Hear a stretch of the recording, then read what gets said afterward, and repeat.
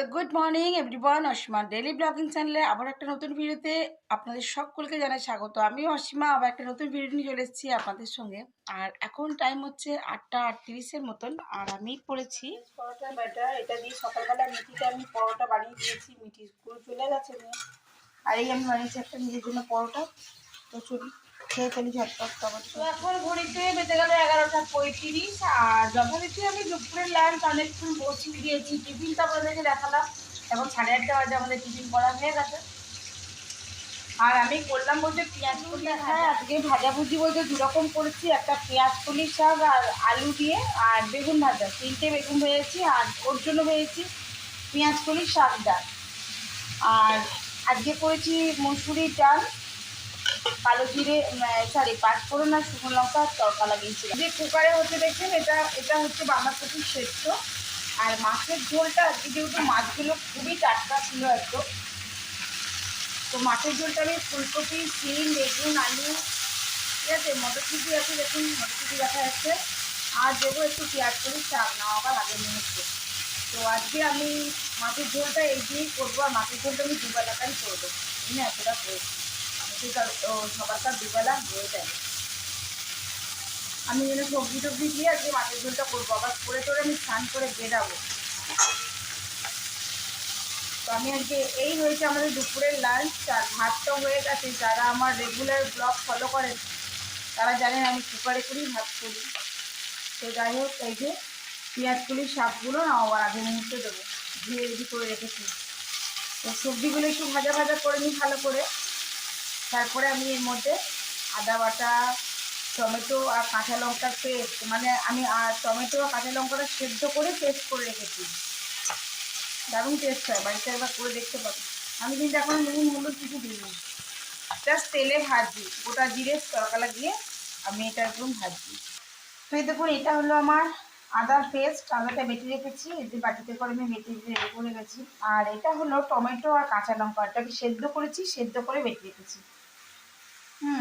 এই যে এইটুকু দিলাম, এটাতেই চরম ঝাল হয়ে যেত। আর একটু কম দিলে ঠিক আছে, ওরা আবার পারে না।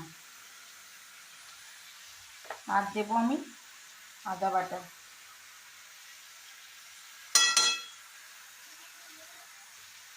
তো এই দুটো দিয়ে দিয়েছি। আর এখানে দিয়ে দিচ্ছি আমি সমস্ত মশলা, নুন, হলুদ, জিরে গুঁড়ো, ধনে গুঁড়ো, কাশ্মীরি রেড চিলি পাউডার।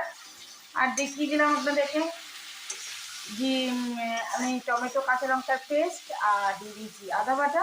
তো এবার ভালো করে আমি মিক্সারটা করে নেব, আর সেদ্ধ হবার অপেক্ষা। ব্যাস, মাছের ঝোল রেডি। এই শীতের মাছের ঝোলটা এরকম করে করলে বেশ ভালো লাগে, বল সবজি টবজি দিয়ে। তো এটা কষা হোক, তারপর আমি আবার ফিরছি। তো কষানো কমপ্লিট, দিয়ে দিয়েছি জল। আর এখন দিয়ে দেবো ঢাকা, গ্যাসটা করে দেবো সিমে, একটু সেদ্ধ হোক, তারপর আবার আসছি, মাছগুলো দেবো, তারপর দেখাবো বাঁধাকপিটা করছি।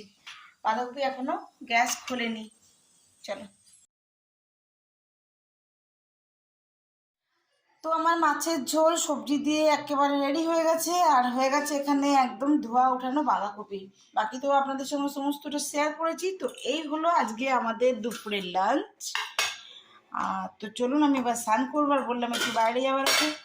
তো আজকের মতন আবার ব্লগটা কন্টিনিউ করবো বিকেল থেকে।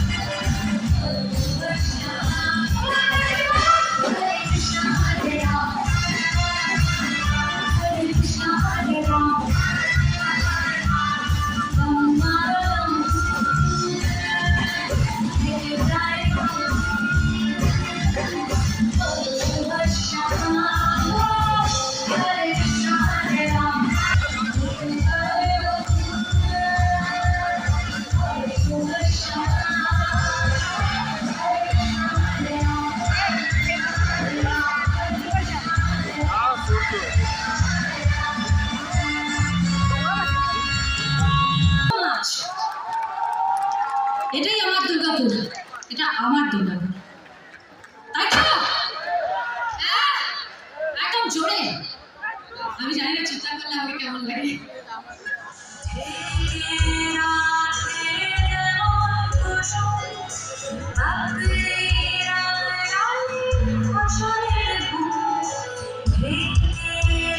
তো আমি আবারও আজকে এসেছি দুর্গাপুর উৎসবের মিঠিকে নিয়ে। তো আজকে যিনি গাইছেন দুর্গাপুরের আর্টিস্ট শুভশ্রী।